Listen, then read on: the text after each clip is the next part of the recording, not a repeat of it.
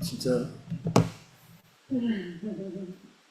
한 1년 만에 수요예배를 회중 앞에서 하게 됐습니다. 영광스러운 시간입니다.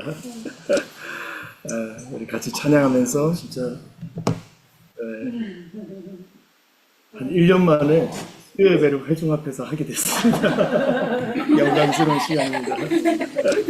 우리 같이 찬양하면서 진짜 이렇게 딜레이가 되면 한 1년 만에 수요예배를 회중 앞에서 하게 됐습니다. 영광스러운 시간입니다.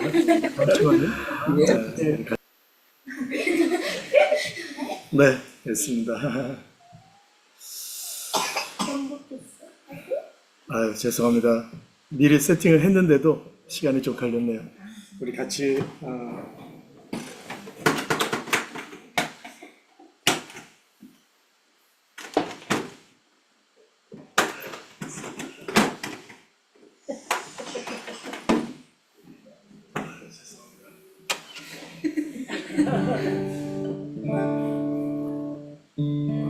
우리 같이 찬양하면서 나가겠습니다.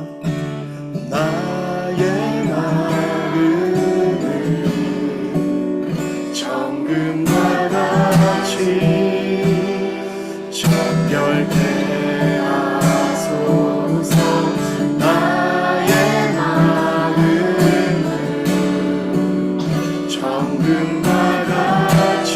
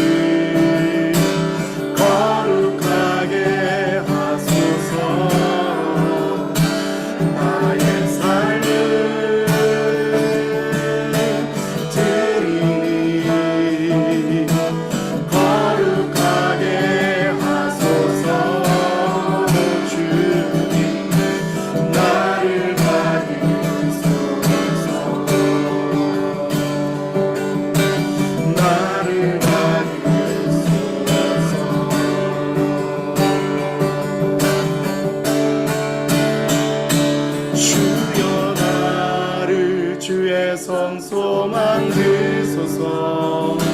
순결과 거룩 진실하게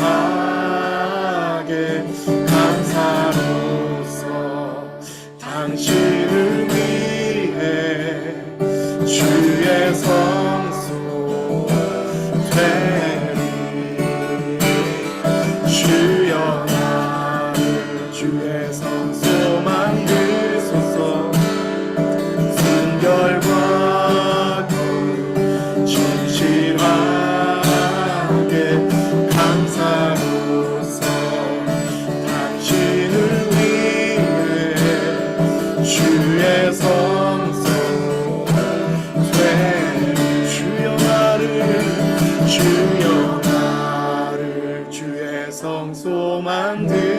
주셔서 순결과 거룩 진실하게 감사로서 당신을 위해 주의 성소 되리.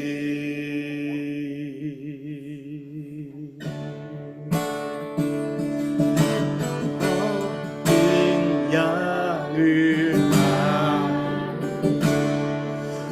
힘 다해 감당해 그의 명령에 순종하리. 어린 양을 따르리. 나는 어린 양을 따르리. 힘 다해 맘 다해 그의 명령에 순종하리.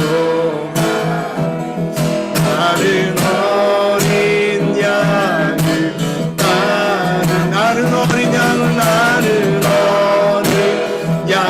양을 따르리. 힘 다해 맘 다해 그의 명령에 순종하리. 나는 어린 양을 따르리. 나는 어린 양을 따르리. 온 힘 다해 온 맘 다해 그의 명령에 순종하리. 나는 어린 양을 따르리. 우리 마지막으로 다시 한 번 더. 나는 어린 양을 따르리. 힘 다해 온 맘 다해 그의 명령에 순종하리.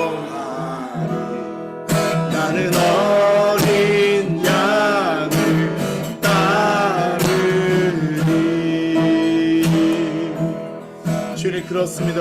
우리는 예수 그 어린 양을 따르겠습니다. 어린 양이 어디로 인도하시든지 따라가는 어린 양이 되겠습니다. 오늘 또 주님 말씀으로 주님 가르침으로 우리를 가르쳐 주십시오. 성령님 깨닫게 해주시고 기억나게 하시고 이 말씀의 검 성령의 검으로 우리 속에 있는 것을 드러내 주시고 수술하여 주시고 고쳐 주셔서 정말 주님 닮은 주님 어린 양, 주님 명령대로 살아가는 어린 양, 그래서 결국 주님 계신 그곳에 들어가는 어린 양 되게 하여 주시옵소서. 오늘 또 예수님 보혈로 다시 한번 우리를 씻어 주시고 우리를 성령의 비단에서 이 말씀 먹고 마시고 배부른 시간 되게 하여 주시옵소서. 감사드리며 예수님의 이름으로 기도드립니다. 아멘.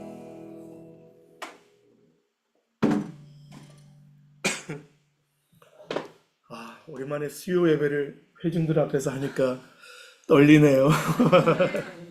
너무 기쁩니다. 우리가 지금 수요일마다 주님의 가르침에 대해서 우리가 함께 나누고 있습니다.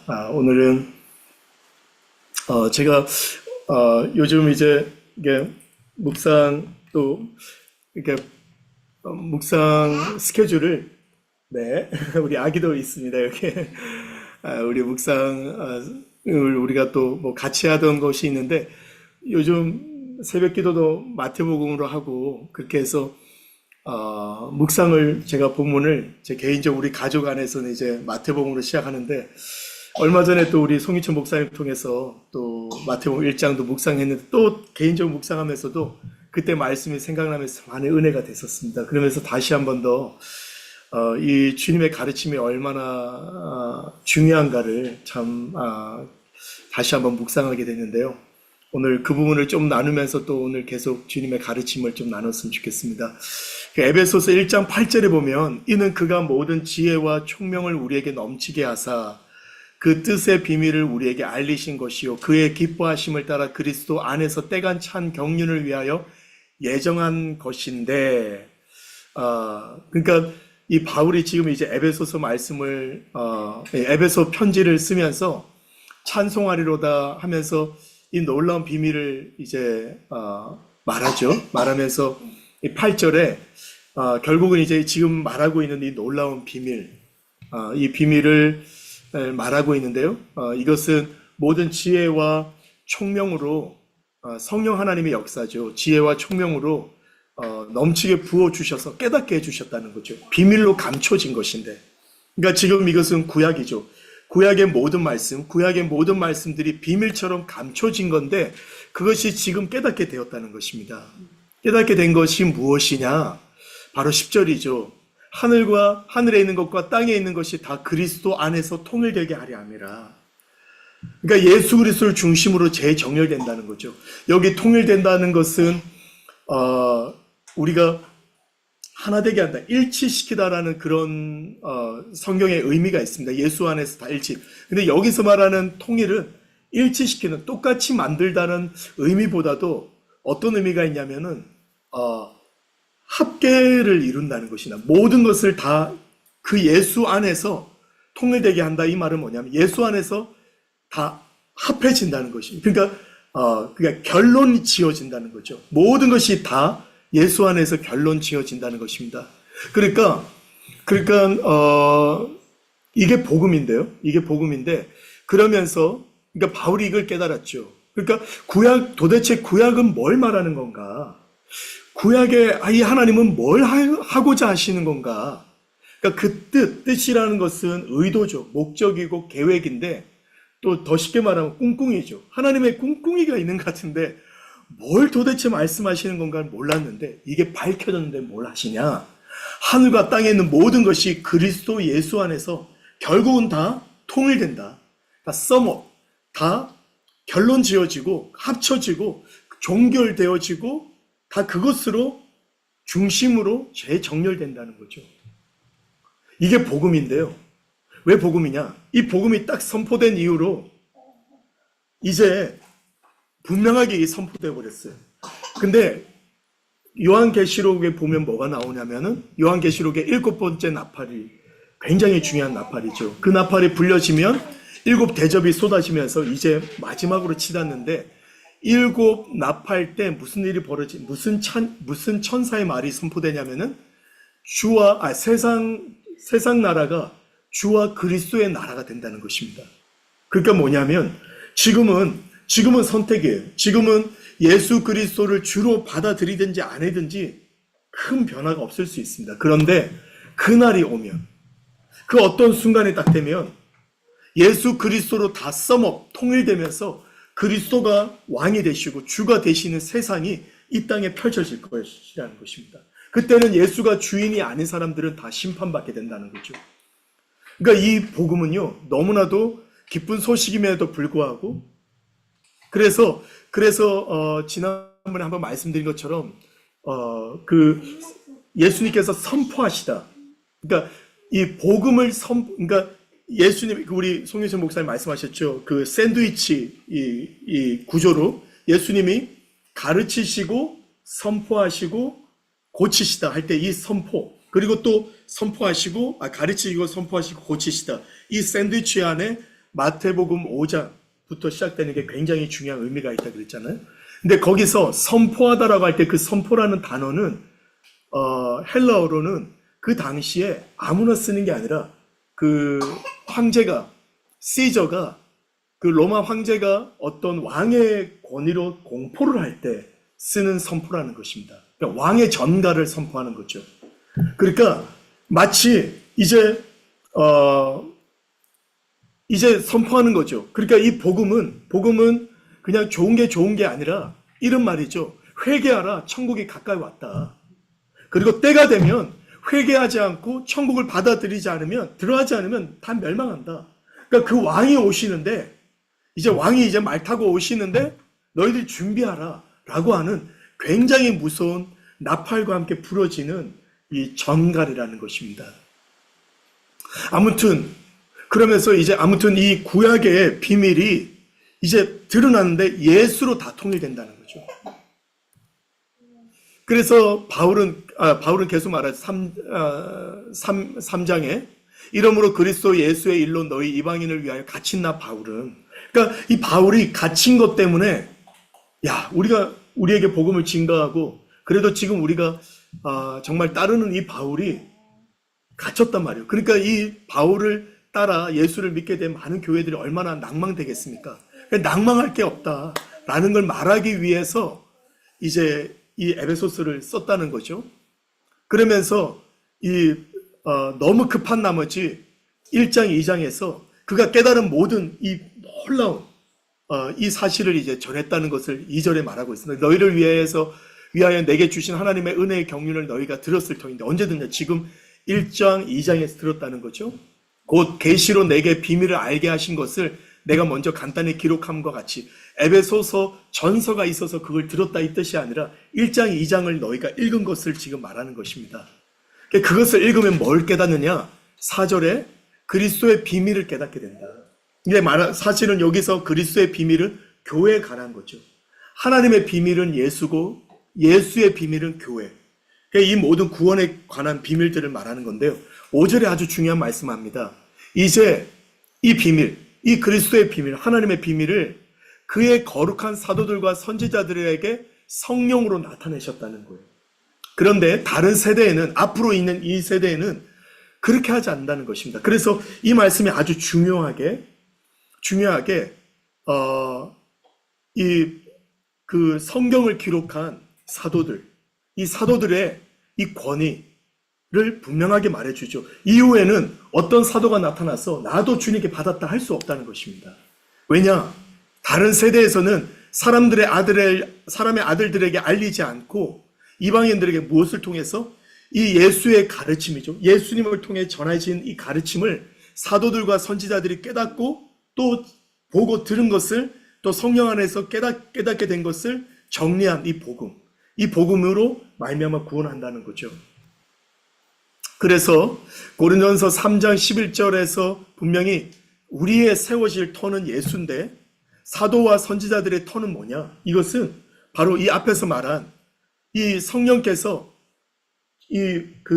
초기에 이 사도들과 선지자를 통해서 말씀하신 이 말씀이란 겁니다. 그러니까 이 이후에는 어떤 사도가 나타나서 성령의 계시가 이렇다라고 복음의 토대를 놓을 수가 없다는 것입니다. 그리고 이 사도들과 선지자들의 이 터는 바로 그들의 가르침이 아니라 바로 예수 그리스도를 말하는 거죠. 그래서 우리가 이것은 분명하게 해야 될 것은 뭐냐면 이 사도들과 선지자 터 곧 예수 그리스도죠. 예수 그리스도 외에 예수님의 가르침 외에 다른 어떤 가르침, 칼빈의 가르침, 알미니안주의 가르침을 따를 수가 없다는 것. 그렇게 해서는 안 된다는 것입니다. 이거 위에 다른 터를 닦아둘 수가 없다는 것입니다. 아무튼 그래서 제가 요거 중간에 왜 사도들의 이야기가 나오느냐 하면은 결국 사도들의 가르침과 이 선지자들의 가르침은 예수 그리스도를 말하는 거죠. 왜냐? 구약의 모든 이 구약에 감춰진 구약에 도대체 뭘 말씀하시나? 하나님 궁극의가 뭐냐? 라고 봤더니 그게 예수라는 것입니다. 골로새서도 그렇게 말하죠. 이 비밀이 뭡니까? 만세와 만대로부터 감춰진 것인데 언제 감춰진 겁니까? 바로 구약부터 감춰진 거라. 구약의 모든 선지자를 통해서 하나님께서 뭔가 말씀하시는데 도대체 그게 뭘 말씀하시는가를 몰랐는데 그게 그 비밀이 드러났는데 뭐라는 것입니까? 예수 그리스도라는 것입니다. 그래서 뭘 전파하느냐? 그래서 우리는 이 사도들이 뭘 전파하느냐? 자기들의 사상을 가르친 게 아니라 28절에 우리가 뭘 전파합니까? 글을 전파하는, 바로 구약의 이 비밀, 구약이 초점 맞춰주고 있는 이것을 전하는 바로 예수 그리스도라는 것입니다. 그래서 각 사람을 가르침으로 누구 안에서? 예수 안에서 완전한 자로 세워준다. 그렇게 말하죠. 바로 하나님의 비밀인 예수 그리스도를 깨닫게 했어. 6절에 뭐라고 말합니까? 예수를 주라고 받았으니 어디 안에서 행합니까? 그 안에서. 그 안에 뿌리를 받고 세움 받아 교훈을 누구에게? 예수에게 받은 가르침.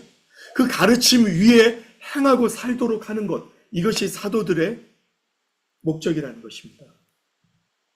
자, 그러니까요, 제가 이걸 먼저 말씀드린 건 뭐냐면, 그러니까 이 구약의 말씀이 막 증거됐단 말이에요. 증거됐는데 결국 예수님 구약의 끝에 말라기 이후에 200년이 지나왔습니다. 400년이 지나왔죠. 400년이 지나고 이제 그러니까 마태는 나중에 기록된 거죠. 예수가 태어나고 예수가 사시고 사역하고 죽으시고 부활하셨단 말입니다. 부활하시고 이제 승천하셨단 말이에요. 그러고 나서 사도를 통해서 깨닫게 하신 바가 뭐냐? 이거구나. 지금 얼마 전에 계셨다가 죽으시고 부활하신 예수가 바로 구약에서 하나님께서 정말 말씀하고자 하셨던 바로 그분이시구나. 그러니까 하나님께서 모든 선지자들을 통하여서 말씀하고자 하셨던 그 뜻이 뭐냐? 바로 예수 그리스도라는 것을 이제서야 깨달은 거죠. 이해되시겠죠? 그러니까요, 그런 각도에서요, 마태복음을 보면 이 마태복음이 그냥 보여지지 않는 거예요. 그러니까 이 구약의 모든 말하는 바가 누굽니까? 예수 그리스도죠.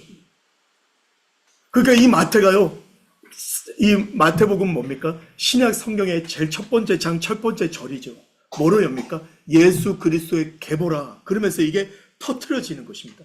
그렇구나. 결국 이 구약이 맞춰지고 신약이 시작되는 이 처음에 바로 그러니까 이 구약의 모든 것이 누굽니까? 예수 그리스도를 증거하는 거죠. 거기에 맞춰진 거예요. 그러면서 예수 그리스도의 계보다 이렇게 되어 있죠. 그러면서 예수 그리스도의 이 계보에 대해서 우리 송혜신 목사님 그때 너무 중요하게 말씀하셨죠. 구약의 모든 것이 뭐로 정렬되느냐? 예수 그리스도로 정렬된다는 거예요. 심지어는 그 안에는 창녀도 있죠. 괜찮다는 거예요. 창녀여도 뭐로 맞춰지느냐? 예수로 기결되면, 예수로 통일되면, 예수로 썸업되면 그 인생은 과거가 어떻든 상관없이 최고의 인생이 된다는 것입니다. 아멘. 그러니까 예수로 결론 지어지는 인생이죠. 근데 여기 보면 이 계보라는 것은 참 재밌게도요. 우리가 창세기가 영어로는 제네시스잖아요. 모든 것의 시작이죠. 근데요, 이 마태복음의 1장 1절이 뭐로 시작되냐? 예수 그리스도의 계보라 그러는데요. 이 계보라는 헬라어가 제네시스예요. 시작이라는 거예요. 물론 이것은 예수 그리스도가 어떻게 나셨는가의 족보에 대한 기록이라는 단어도 맞지만 또 어떤 의미가 있냐면 시작이다. 예수 그리스도가 어떻게 시작되느냐. 그죠? 또 다시 말하면 예수 그리스도로 새롭게 시작되는 창세기라는 뜻인 거죠. 이런 모든 의미들이 포함됩니다. 왜냐하면 구약의 모든 것이 누구로 종결되냐면 예수로 종결되죠. 그리고 예수로 시작되는, 그러니까 예수가 중심이라는 것입니다.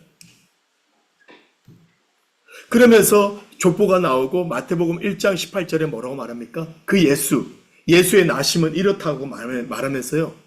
22절에, 그러니까 18절에 예수의 나심은 이렇다고 말하면서 이렇게 말하면서 이제 예수님이 요셉과 약혼한 하자였지만 동거하기 전에 마리아에게 잉태되셨죠. 잉태되셨다가 이제 잉태되시고 그 다음에 요셉이 그 잉태된 것을 알게 되면서 이것을 드러내지 않게 하면 가만히 끊고자 하려고 하는데 천사가 나타나서 이런 내용이 있죠. 그러면서 뭐라고 중요한 말을 하냐면요. 22절 같이 함께 읽겠습니다. 시작. 이 된 것은 주께서 선지자로 하신 말씀을 이루려 하심이니 이르시되. 그러니까 뭐냐면 이게 뭐냐면 이 마태복음은 구약이 예수로 이어진다는 것을 족보로 설명한 동시에 또 뭐라고 말하냐면요. 주께서 선지자에게 하신 말씀이 뭡니까? 바로 이거죠. 히브리서에 말하기를 옛적의 선지자들을 통하여, 그러니까 구약은 뭐냐? 하나님이 말씀하신 말씀이죠. 누구를 통해서? 선지자를 통해서 하신 말씀이죠. 그러니까 구약은 선지자들을 통하여서 하신 하나님의 말씀인데 그 말씀은 누구를 향하는 말씀이냐? 바로 예수라는 것입니다.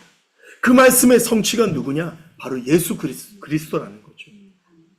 그러니까 이게 이 예수님이 얼마나 중요한지를 우리가 뒤에서도 바울이 나중에 깨닫고도 말했지만 이미 이 마태복음은 그것을 말하고 있죠. 그래서 주께서 선지자로 하신 말씀이, 주께서 선지자를 통해서 하신 모든 말씀이 결국 누구를 말하느냐? 바로 예수 그리스도라는 것입니다. 예수 그리스도.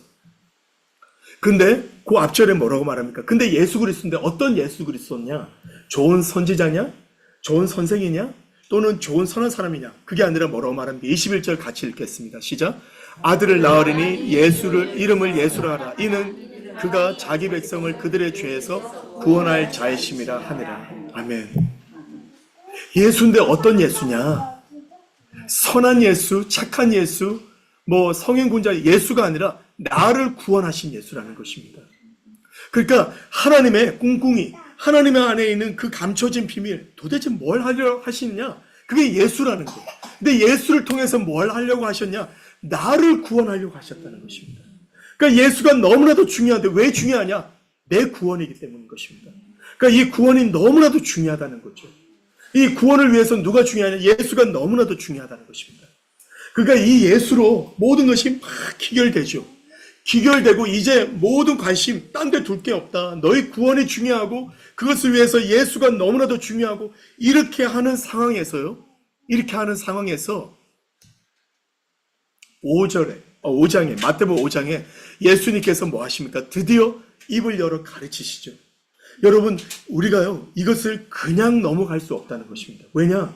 이 구약의 모든 것이 어디를 맞춰졌습니까? 결국 예수가 오실 것을 말하고 예수가 등장했습니다.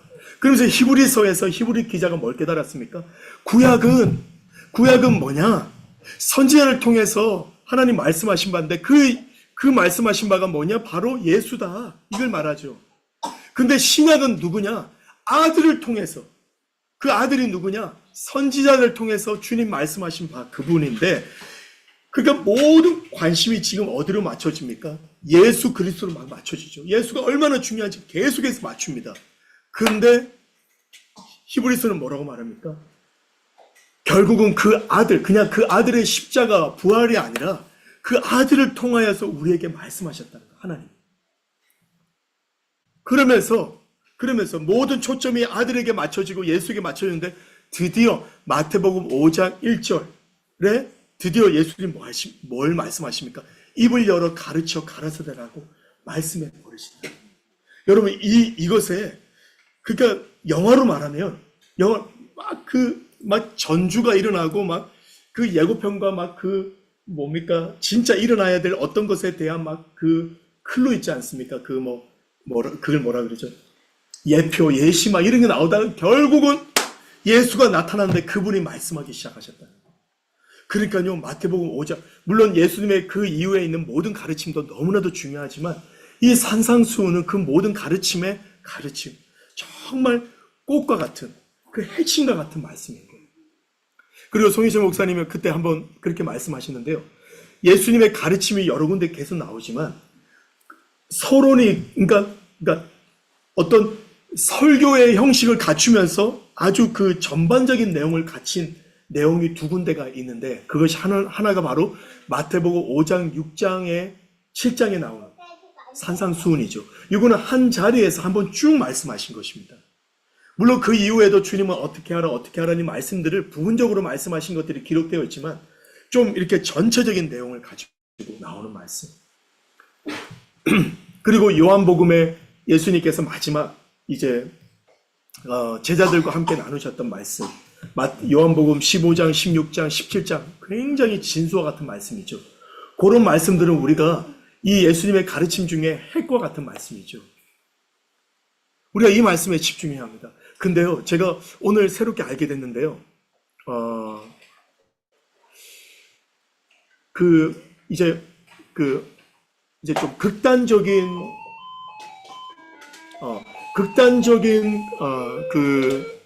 극단적인 은혜를 강조하는 곳이라고 해서 이제 하이퍼 그레이스라 그러죠. 근데 그 하이퍼 그레이스라고 하는 것은 뭐냐면 이제 우리나라로 말하면 구원파 같은 곳입니다. 근데 이게 이제 구원파라고 명시가 되어 있지만 이 범위가 굉장히 넓고 근데 여기서 주로 가르치는 바가 그 믿음의 말씀이라든지 새 창조의 말씀과 많이 겹치는 것들이 있습니다. 근데 이제 물론 하이퍼 그레이스는 좀 극단적인 부분이 있죠. 극단적인 부분이 있고 이것도 레인지가 굉장히 큽니다. 그런데요, 이런 그 하이퍼 그레이스라든지 또는 그 예수 그리스도 안에서의 새 창조의 비밀, 그리고 믿음의 말씀들, 이런 것을 가르치는 곳에서 아주 특징적으로 이것이 이제 범위가 분명히 있습니다. 그래서 그것을 가르치는 곳마다 또 그것을 중요하게 생각하는 곳마다 다 이렇게 말하는 것은 아니지만 그런 곳에서 대부분 산상수훈을 강조하지 않는 특성이 있다는 것입니다. 근데 왜 그러냐를 오늘 제가 살펴보고 좀 놀랐어요. 뭐냐면은 근데요, 한국의 그 싱가포르에 여러분 아마 한 번쯤은 이런 그분의 가르침을 들어본 분도 계실 거예요. 조셉 프린스라는 분이 있는데 그분의 강의가요, 한국의 굉장히 유명한 교회 에서도 연속 시리즈로 내보내기도 했었습니다. 근데 이제 그런 분들을 좀 극단적인 새 창조의 진리들을 좀 가르치죠. 아무튼 그런 분들이 뭐라고 말하냐면요, 이 산상수훈을 가르치지 않는 게 아니라 못하게 한다는 것입니다. 이유가 뭐냐? 이 산상수훈의 이 가르침은 예수님의 가르침에 이긴 하지만 또 신약에 기록되긴 하지만 이 가르침은 옛 언약 가운데 속한 가르침이라고 말을 해요. 왜 그러냐? 예수님의 이 새 언약은 신약 마태복음부터 시작되는 게 아니라 마태복음 중에서 사복음 중에서도 예수님의 십자가와 부활 사건 이후의 모든 거가 새 언약이지, 그전에는 예수님도 여전히 육신으로 입고 오셔서 아직 십자가의 이 구속과 부활의 사건을 거치기 전에는 여전히 율법 안에서 율법적으로 대하셨다는 것입니다. 근데요, 여러분, 절대로 그 가르침은 지지를 받을 수가 없습니다. 아마 정말 그러네 이렇게 생각하실 수도 모르겠는데요, 절대 그럴 수 없습니다. 근데 그분들은 그렇게 가르친다는 것입니다. 그렇게 가르치기도 하고 또 그런 것을 받아들이는 마음이 있기 때문에 산상수훈을 그렇게 중요시 여기지도 않고 가르치긴 하지만 이것을 그렇게 심도 깊게 다루지 않는다는 것입니다. 근데 여러분, 분명히 예수님께서 말씀하시죠. 내가 너희에게 분부한 모든 것을 뭐하라 그럽니까? 가르쳐 지키게 하라 그러죠. 여러분, 이 예수님의 이 산상수훈은 율법학자들에게 가르치는 어떤 율법서가 절대 아니죠. 이 산상수훈의 내용들은 처음에 뭐로 시작합니까? 심령이 가난한 자는 복이 있나니 천국이 저희 것이라, 구원을 말하는 것입니다. 그리고 이 말씀을 지키지 않은 자는 아버지의 뜻이죠. 천국에 못 들어간다고 분명히 구원을 말씀하시는 거죠. 천국 복음인 것은 우리는 분명히 알 수가 있습니다. 그 다음에 이 산상수훈은 이 사도들의 가르침과 확실히 연결되는 것은 사도들은 이 가르침을 기반으로 해서 가르친 것입니다. 그런데 우리 안에도 그런 생각이 있을 수가 있어요. 왜냐하면 우리는 믿음으로 구원받는다고 하기 때문에 여기서는 분명히 예수님께서 믿음의 가르침보다 너희가 화를 내면, 그죠? 그래서 주님이 입을 열어 가르쳐 가라사대라고 말씀하시면서 뭐라고 말합니까? 옛사람에게 말한 바 살인하지 말라 했거니와 나는 너희에게, 이렇게 말하잖아요. 뭐라고 말합니까? 너희에게 말하노니 살인해도 나를 믿으며 구원받는다, 이렇게 말씀하지 않고 오히려 더 심각하게 말씀하시는, 노하는 자마다 심판을 받게 되고 형제를 대하여 나가라 하는 자는 공회에 잡혀가게 되고 미련한 놈이라 하는 자는 지옥불에 들어간다는 거예요. 이것을 그대로 받아들이지 않는다는 것이죠. 왜 받아들이지 않느냐? 우리 심성에도 결국 이것이 해석되는 거가 이 사도들의 가르침에 있다. 이것은 이렇게 받아들이면 안 된다는 것이 우리 안에 있습니다. 여러분, 절대 그렇지 않습니다. 이 말씀을 그대로 우리는 봐야 된다는 거예요. 왜요? 분명히 히브리서가 말하죠. 옛적 선지자를 통해서 하나님 말씀하신 그 하나님이 선지자를 통해 뭘 말씀하느냐? 이 아들에 대해서 말씀하시는데 그 아들을 통하여 하신 말씀, 이것이 뭡니까? 우리에게 하신 하나님 말씀이라는 것입니다. 그래서 이렇게 말씀하신 거죠. 옛적에는 선지자를 통하여서 살인하지 말라 하였거니와 나는 너희에게 하는 이 말씀을 우리는 귀로 들어야 된다는 것이에요. 그리고 변화산상에서도 뭐라고 말합니까? 모세와 엘리야가 있지만 하나님이 뭐라고 말합니까? 너희는 누구의 말을 들으라? 모세의 말이 아니에요. 엘리야의 말이 아니라 누구 말입니까? 내 아들, 충성된 종, 바로 예수의 말을 들으라는 것입니다. 우리는 이 말씀을 들어야 합니다. 우리가 이 말씀을 심각하게 듣지 않기 때문에 죄를 범하는 것입니다. 만일 이 말씀을 우리가 심각하게 들으면 뭐합니까?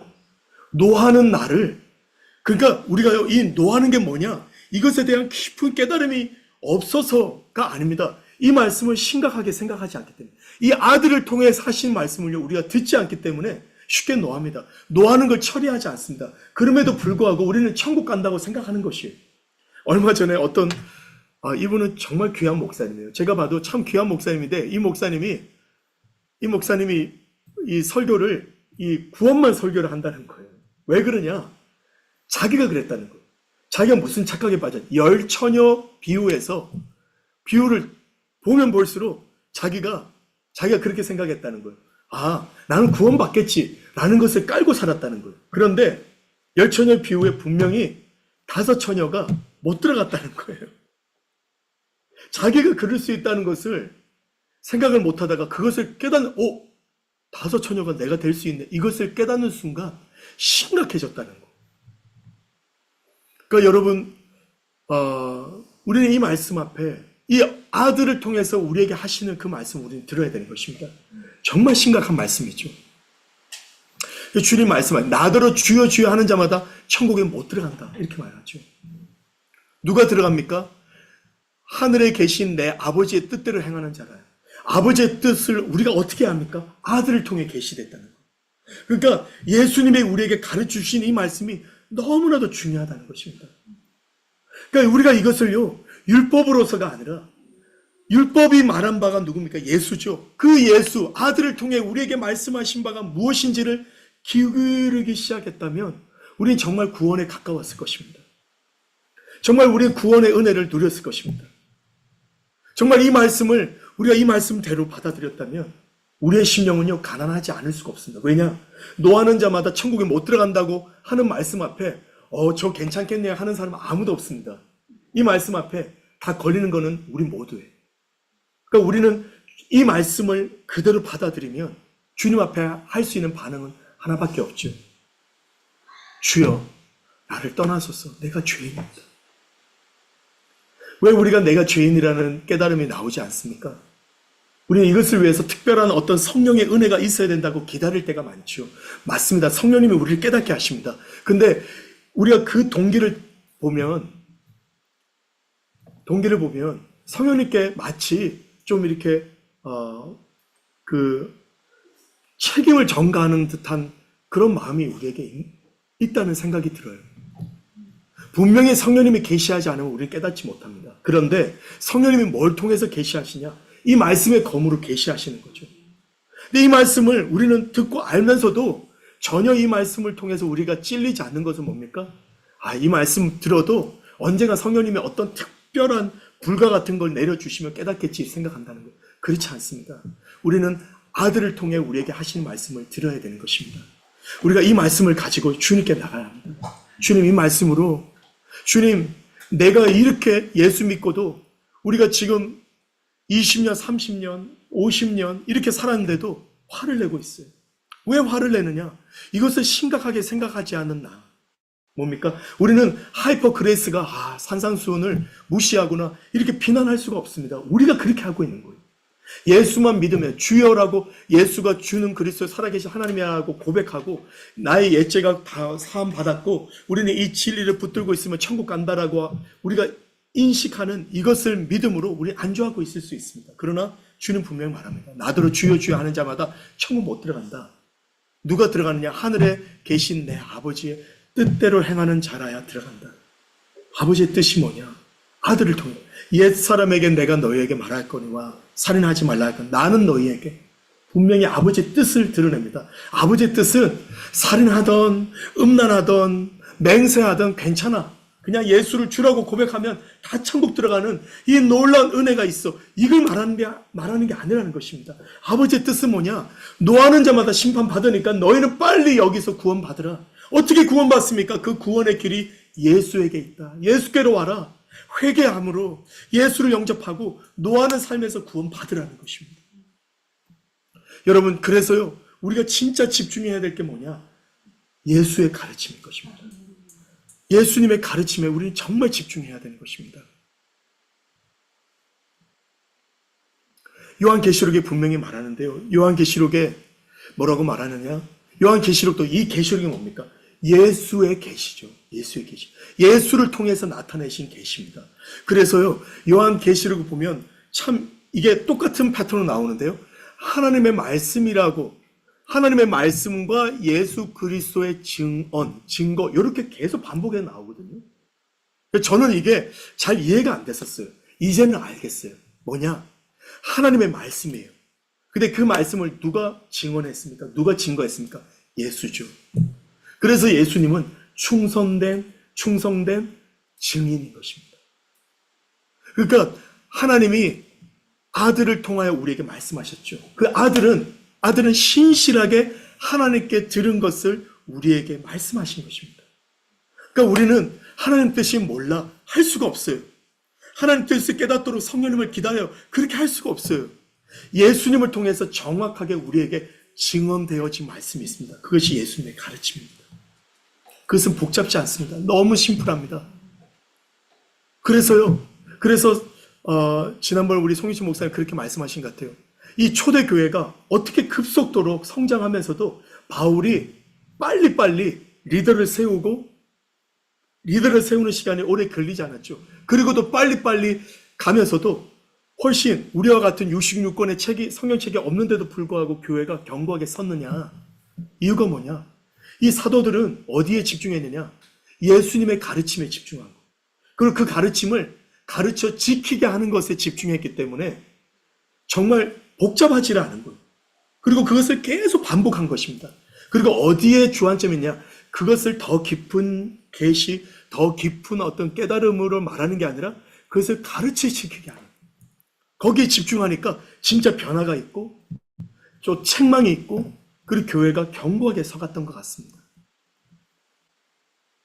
그래서 하나님의 말씀 곧 예수 그리스도의 증언, 이게 꼭 짝을 이루면 나오거든요. 그래서 우리가 정말 예수님의 가르침에 집중하기를 원합니다.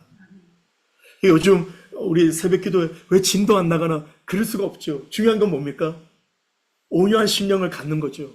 그러니까 정말 이 말씀의 검으로 우리가 정말 찔림을 받죠. 정말 이 말씀에 대한 태도, 온유하지 않은 이 태도, 변화되지 않은 이 태도, 우리가 정말 이것으로 변화되기를 원합니다.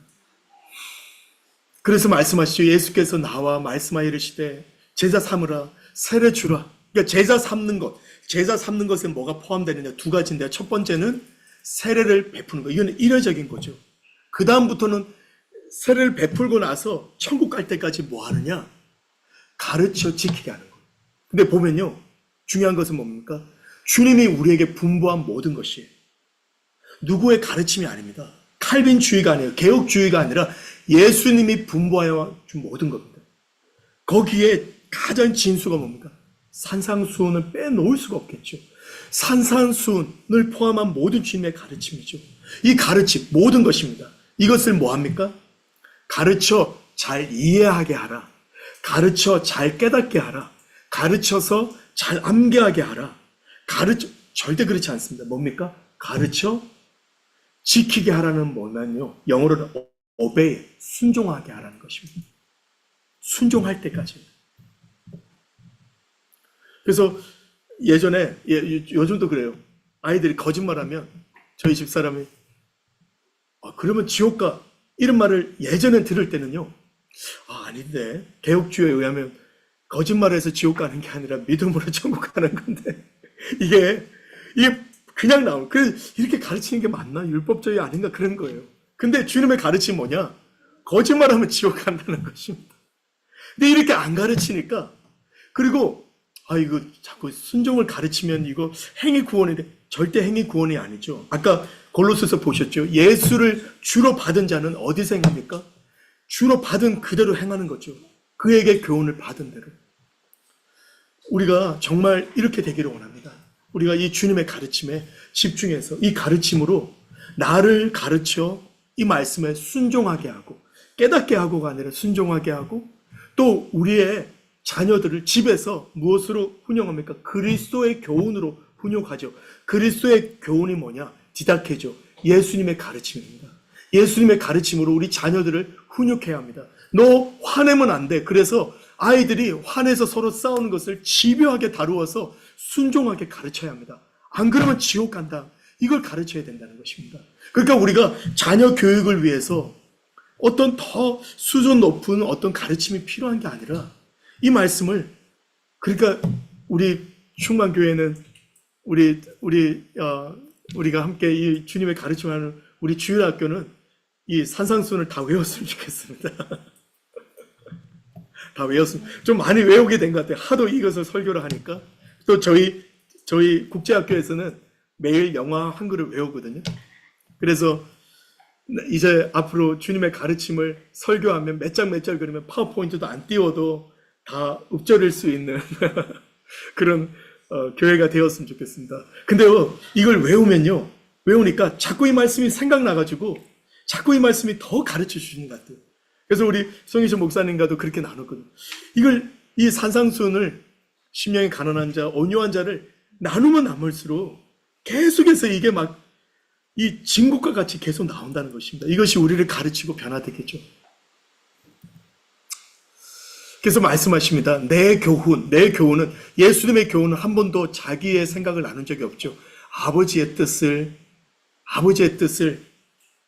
아버지께서 나를 보내신 이의 것이다. 아버지의 것을. 그러니까 하나님께서 아들을 통해서 우리에게 가르쳐 주신 것입니다. 그 가르침을 사도들은 가르친 것입니다. 그래서 그것을 언제나 받아서 서로 교제하고 떡을 떼며 기도하기를 힘쓴 것입니다. 우리가 모일 때마다 정말 이 예수님의 가르침에 집중하고 이것을 서로가 격려하고 가르쳐 지키게 하기를 원합니다. 마지막으로 이 말씀 보고 우리 같이 기도했으면 좋겠는데, 히브리서의 결론이죠. 히브리서의 결론.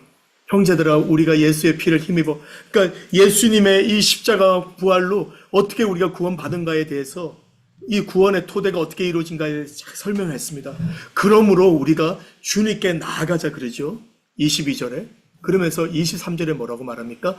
또 약속하신 이는 믿으시니 우리가 믿는 도리의 소망을 움직이지 말고 굳게 잡으면서 해야 될 일이 있는데 뭐냐? 서로 돌아보아 사랑과 선행을 격려하며 모이기를 패하지 말자는 거죠. 왜 그렇습니까? 26절에 나옵니다. 왜냐?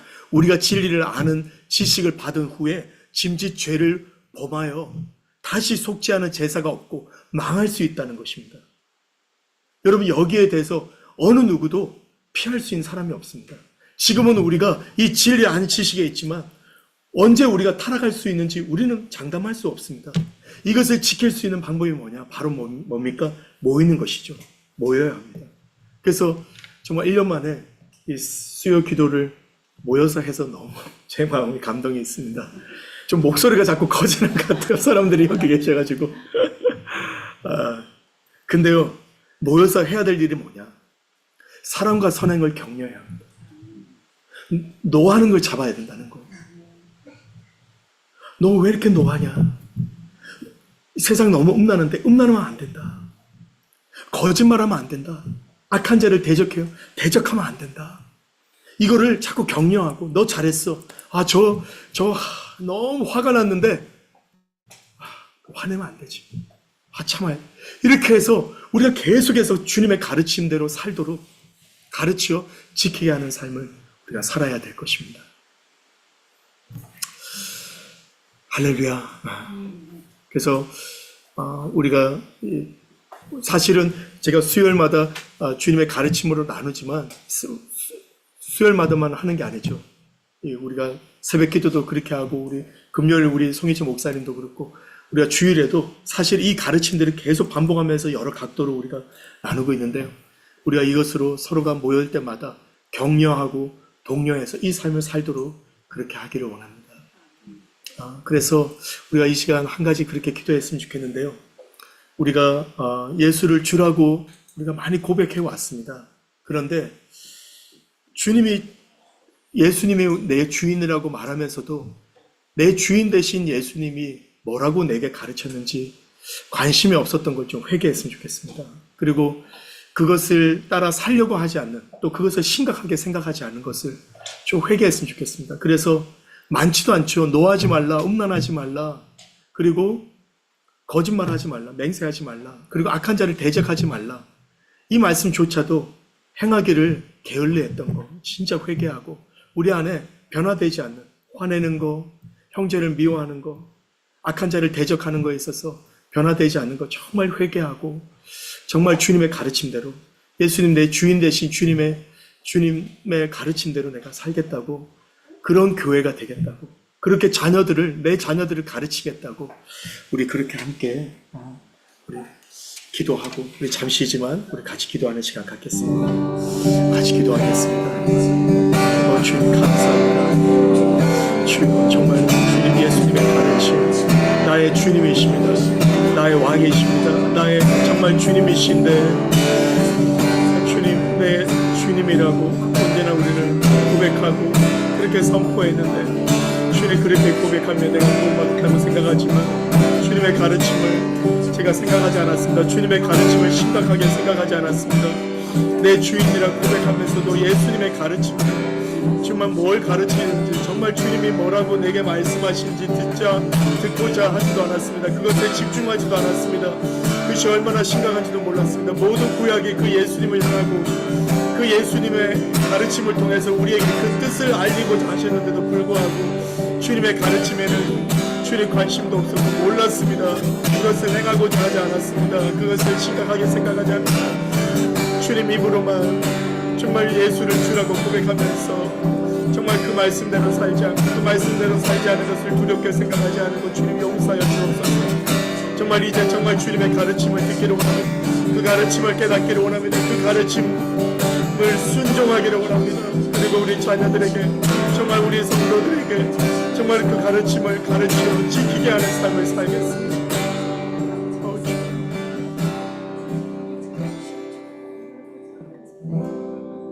하나님, 그 아들 예수 그리스도를 통해서 드디어 하나님의 하고자 하시는 그 비밀을 드러내 주셔서 감사합니다. 그 비밀은 우리를 심판하고 우리를 영원한 멸망 가운데 보내는 것이 아니라 구원이라는 것을 드러내 주셔서 감사합니다. 그리고 그 어떻게 구원받는지의 길을 예수님을 통해 분명히 나타내 주셔서 감사합니다. 우리는 예수님을 주님으로 고백합니다.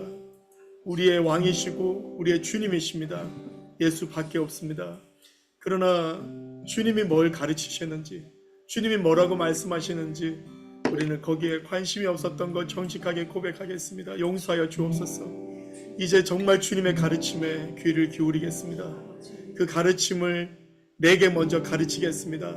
잘 이해하고 깨닫도록, 놀라운 계시를 가지도록 아니라 순종하도록 가르치겠습니다. 이 말씀에 순종하겠습니다. 주님 노하지 말라 하셨는데 많이 노한 거 회개합니다. 음란하지 말라 하셨는데 많이 음란한 거 회개합니다. 맹세하지 말라 하셨는데 맹세하고 거짓말한 거, 악한 자를 대적하지 말라 했는데 악한 자를 대적하는, 주님이 모든 이런 죄가 여전히 우리 안에 있는 이 근원적인 죄의 문제, 주님 말씀으로 다루어 주십시오. 주님의 가르침으로 다루어 주십시오. 정말 이 진리가 우리에게 가르쳐질 때 내가 얼마나 죄인인지 주님 깨닫게 해주시고, 정말 예수님을 모심으로 구원받고 정말 이 죄에서 자유케 되는, 그리고 이 말씀을 예수님의 말씀대로 사는 정말 교회가 되게 하여 주시옵소서. 감사합니다. 그리고 우리 자녀들을 그렇게 가르치겠습니다. 우리 교회를 그렇게 가르쳐 지키게 하겠습니다. 그래서 정말 어린 양이 어디로 인도하시든지 따라가는 어린 양으로 사는 교회가 되도록 성령님 도와주시옵소서. 감사합니다. 예수님의 이름으로 기도드립니다.